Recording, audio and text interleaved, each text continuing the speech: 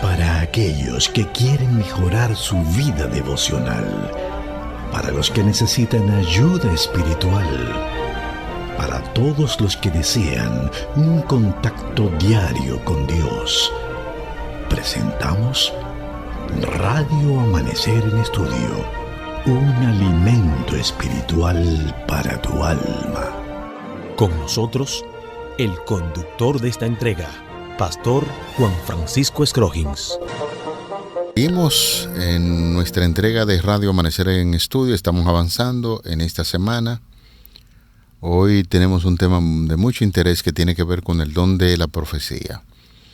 Eso nos lleva a pensar de inmediato en lo que dice el texto que estamos utilizando para memorizar de 1 Corintios 14:1 en la Nueva Versión Internacional. Seguid el amor y anhelad ardientemente los dones espirituales, especialmente el de profecía, el don de profecía.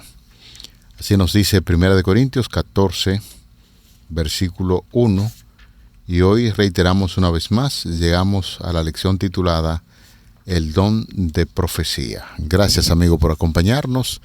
Es nuestro interés que el Espíritu Santo siempre esté guiando y conduciendo estos estudios, a la vez que saludamos a nuestro hermano, nuestro amigo, Pastor Ángel Dayan de la Cruz Machuca, quien está con nosotros aquí en cabina, comentando estas lecciones. Bendiciones.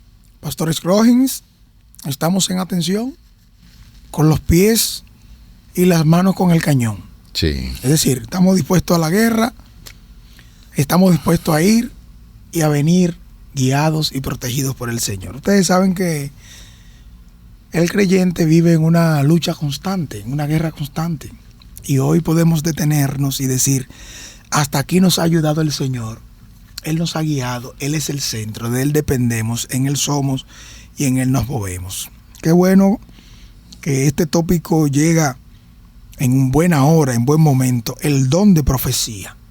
A la luz de lo que el apóstol Pablo viene presentando, lo que ha dicho en este contexto de la primera carta a los Corintios y también en otros escritos de él, y como la misma Biblia entre sí también, haciendo algún tipo de intertextualidad, podemos darnos cuenta la importancia y preponderancia que tiene para el pueblo de Dios en estos tiempos. Así que queremos pedir la iluminación del Espíritu Santo para que Él siga guiándonos.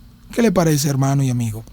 Ahí donde usted está, en reverencia, inclinamos nuestras cabezas y oramos. Padre de amor, Padre de misericordias, una vez más nos encontramos juntos para iniciar este estudio de tu palabra. Queremos que nos ilumine de manera especial debido a este tema tan importante y trascendente para la iglesia y para cada uno de nosotros.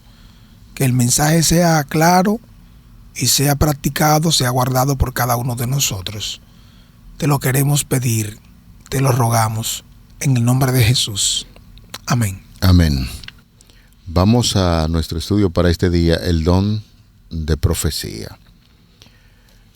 Cuando nosotros consultamos, por ejemplo, la carta de Pablo a los creyentes de Éfeso, Efesios capítulo 4, los versículos 11 y 13, y 1 Corintios capítulo 14, ayer citábamos este capítulo, los versículos 3 y 4, ambos escritos del apóstol Pablo revelan el plano de Dios para el funcionamiento de lo que es la iglesia cristiana. El enfoque central de ambos textos es la edificación, un término que en griego original evoca la idea de construir o levantar un edificio. Dios no desea creyentes aislados ni estancados, sino una comunidad conectada que crece junto hacia la madurez. Por ejemplo, Efesios 4, 11 al 13, en esta porción el apóstol Pablo explica la estructura ministerial de Cristo. Él otorga a la iglesia después de su ascensión, dones espirituales. Estos roles se concentran teológicamente como los 5 ministerios o los dones del liderazgo de la iglesia. ¿Cuáles son esos 5 roles? Ahí están los apóstoles, los profetas, los evangelistas, los pastores y los maestros, que están encargados de la enseñanza profunda de las Escrituras, asegurando que la iglesia entienda la sana doctrina y no sea engañada, a fin de capacitar a los santos para la obra del ministerio. De manera que en esos versículos se da uno cuenta de que el apóstol Pablo está muy interesado para que se capacite, y la palabra griega utilizada aquí se usaba en medicina para remendar una red o de pesca, o lo que es lo mismo componer un hueso que estaba dislocado. Significa poner las cosas en orden para que funcionen bien. Cuando hace mención de los santos en el Nuevo Testamento, todos los creyentes son santos, apartados para Dios, no solo unos pocos personajes históricos. Y esto podemos mirar lo siguiente: el trabajo del pastor o del maestro no es hacer todo el trabajo de la iglesia, no. Si usted, Pastor Machuca, está pensando que usted debe hacer todo el trabajo de la iglesia, yo le digo públicamente que estaba equivocado. O cualquier persona que ejerce ese liderazgo de pastor, dirigente de pastor, el pastor no realiza todo ese trabajo. Su verdadero trabajo es entrenar, equipar, activar a los miembros de la iglesia, de la congregación, para que cada creyente haga su propia obra de servicio. La iglesia es un cuerpo donde cada miembro tiene una función vital. Todo esto con relación a esa primera parte que nos habla en Efesios 4, del 11 al 13, sobre el liderazgo como servicio y en capacitación. Gracias por tomar en cuenta esa primera referencia, así como también es bueno continuar con la siguiente cita, que es 1 Corintios capítulo 14, versículos 3 al 4. Dice la palabra de Dios: pero el que profetiza habla a los hombres para edificación, exhortación y consolación. El que habla en lengua extraña a sí mismo se edifica, pero el que profetiza edifica a la iglesia. El don de profecía, así como bien nos explica el tópico en el día de hoy, literalmente tiene como objetivo edificar, exhortar y consolar. Según lo que nos dice aquí lo que leímos, esos son los 3 objetivos principales que tiene el don de profecía. A raíz de este tipo de referencia que tenemos, entonces vamos a entender que no se refiere tanto a predecir el futuro como de una manera apropiada de vivir en el presente. Aquí notamos que el verbo griego profeteuo, que significa decir algo por adelantado o decir algo en nombre de otra persona, tiene diferentes sentidos. Hay 2 sentidos principales aquí en eso que se está diciendo. El primer sentido, dice aquí la lección, se observa en Hechos capítulo 2, versículos 29 hasta el 31. Y se puede comparar con Amós capítulo 3, versículo 7, donde la idea de que David es un profeta se explica como la acción de ver de antemano o prever. Y el segundo sentido entonces se advierte en lo que menciona Hechos capítulo 15, versículo 32, donde Judas y Silas son identificados como profetas. Sin embargo, su profecía consistía en consolar y confirmar a los hermanos con abundancia de palabras. ¿Qué es lo que podemos entonces decir aquí y aplicar a lo que se está argumentando? Que profetizar, en el caso del primer sentido o del segundo sentido, ya sea que se pueda hablar en nombre de Dios en relación con algún tipo de hecho, con algún tipo de acontecimiento, con algún tipo de situación que va a librar, que se va a enfrentar o que está por suceder en ese sentido, es para que se glorifique y se honre el nombre de Dios. No es para gloria propia, Por lo tanto, ese tipo de edificación me va a redireccionar a que yo finalmente glorifique el nombre de Dios por encima de todas las cosas. Y eso es lo que queremos decir entonces en este caso. No hará nada el Señor Jehová sin que les revele sus designios a sus siervos los profetas. No va a hacer nada el Señor Jehová sin que pueda orientar y enseñar a la iglesia con una correcta edificación en relación con eso que quiere lograr como objetivo. Dios quiere, en el sentido presente, en el tiempo presente, Dios quiere que podamos literalmente ser edificados en cuanto a la enseñanza de su palabra y también que podamos ir en adoración de Él. Concentrarnos en la adoración que le tributamos y le debemos a Él, no a la persona, no a quien habla de algún tipo de acontecimiento, algún tipo de hecho, aunque es un don del Espíritu Santo para edificación, para guianza de su iglesia. Y entonces el miembro, el creyente, también es edificado y es confirmado en la fe, porque tiene fe y confianza en Dios, porque ve que Dios es soberano y que no hay nada que se escape a su plan. En esta cita que usted acaba de compartir con nosotros, que viene a complementar lo que ya el apóstol Pablo enseñaba a los creyentes de la ciudad de Éfeso, Efesios capítulo 4, los versículos del 11 al 13, es importante destacar que mientras el apóstol Pablo, cuando dirige esa carta a los creyentes de Éfeso, está hablando acerca de los oficios del liderazgo. O sea, ¿quiénes son los líderes? ¿Qué hacen los líderes? Ahora aquí, en 1 Corintios capítulo 14, los versículos 3 y 4 específicamente, está hablando o aborda el uso de los dones del Espíritu Santo durante las reuniones de la iglesia.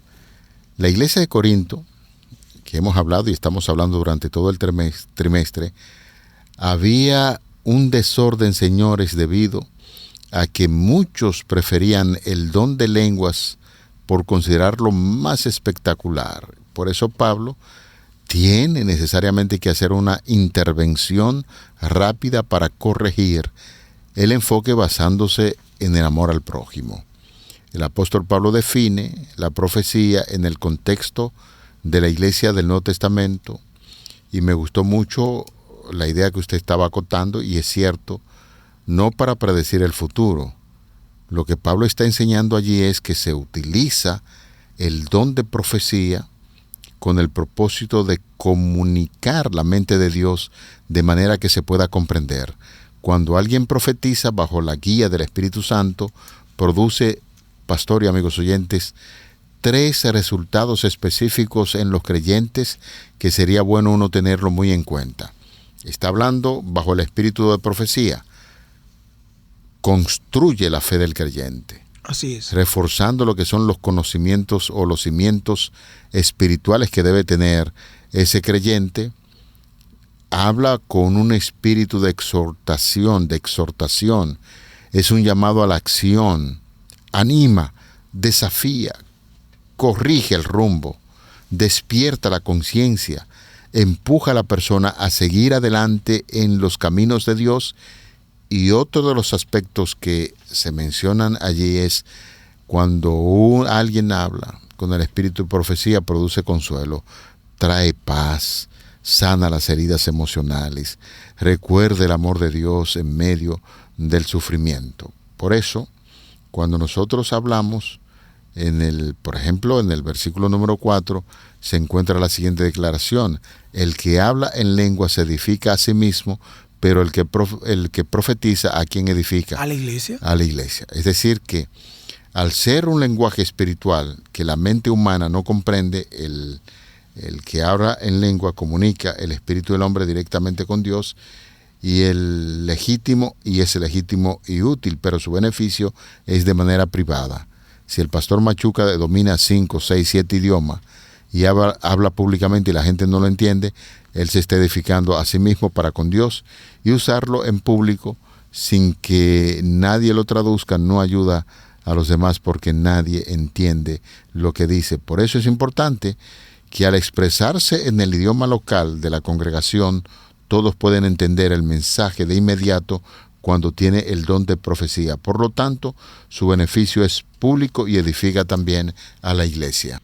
Es bueno que veamos que el apóstol Pablo, mientras comienza en 1 Corintios capítulo 14, diciendo que procuren los dones espirituales, concluye con la instrucción: procuren profetizar, según el versículo 39. De hecho, al afirmar en el versículo 1, procuren los dones espirituales, Pablo añade inmediatamente, pero sobre todo, que profeticen. O sea, lo que esto le otorga es una posición preeminente al don de profecía también. En el capítulo 14 de 1 Corintios indica que la profecía está destinada para edificación, exhortación y consolación, como bien mencionamos hace un momento. Hay edificación al hablar en lenguas cuando hay interpretación, según lo que dice el versículo 5. En cuanto al don de profecía, es una señal para que el creyente, según el versículo 22, en el sentido de que edifica la iglesia, también sea edificado en lo que estamos diciendo. De ahí es entonces que el don de profecía debe llevar a las personas a adorar a Dios, y llevarlo a adorar a Dios está concentrado en que ya Dios está en medio de ellos. Dios está en medio de ustedes. Dios está aquí, según lo que podemos ver en el versículo 25. Así que, por lo tanto, necesitamos entender la declaración del apóstol Pablo cuando dice: así, hermanos, procuren profetizar. Muchos cristianos hoy en día creen que los dones cesaron o se quedaron solo para la iglesia primitiva. Sin embargo, la evidencia bíblica que estamos estudiando ahora con relación al tópico nos dice a nosotros que no, totalmente lo contrario, porque el Espíritu Santo es quien da los dones a quien Él quiere, cuando Él quiere, como Él quiere, para lo que Él quiere. Y el Espíritu Santo es Dios, es infinito, y Él sabe en sí cuál es la necesidad particular de la iglesia. Podemos decir entonces que en la Biblia no están todos los dones que van a existir por siempre. O sea, en la Biblia están los dones descritos conforme a la clasificación que son presentados para la necesidad que tiene la iglesia en el momento imperante que les toca expandir el evangelio. Y Dios es el que hace la obra. Dios, el Espíritu Santo, es quien completa. Cuando nosotros vemos el tema a la luz de todo el Nuevo Testamento, nos vamos a dar cuenta que también Pedro habla sobre la manifestación del Espíritu el día del Pentecostés, al dotar a los apóstoles con el don de lenguas, y afirma la promesa que hizo del Espíritu para ustedes, para sus hijos y para todos los que están lejos, para cuanto el Señor nuestro Dios os llame. Es decir, él está haciendo referencia a un cumplimiento profético de lo que profetizó Joel, porque le estaban acusando: ustedes están borrachos, ustedes lo que están es... No, Pedro le dice: no estamos borrachos. Lo que ustedes están viendo es el cumplimiento de lo que la palabra profética dice a través de Joel. Eso lo vemos ahí. Entonces, esa referencia es a sus destinatarios con respecto a este sermón que Pedro en Hechos 2, versículo 39, tiene diferentes clasificaciones. Fíjese que usa la palabra ustedes. Se refiere a aquella generación. Se refiere también a sus hijos. Ahí la referencia es a la generación subsiguiente. Y todo lo que están lejos, para cuanto el Señor nuestro Dios los llame. Se hace referencia a todas las generaciones, desde el principio hasta la segunda venida de Cristo.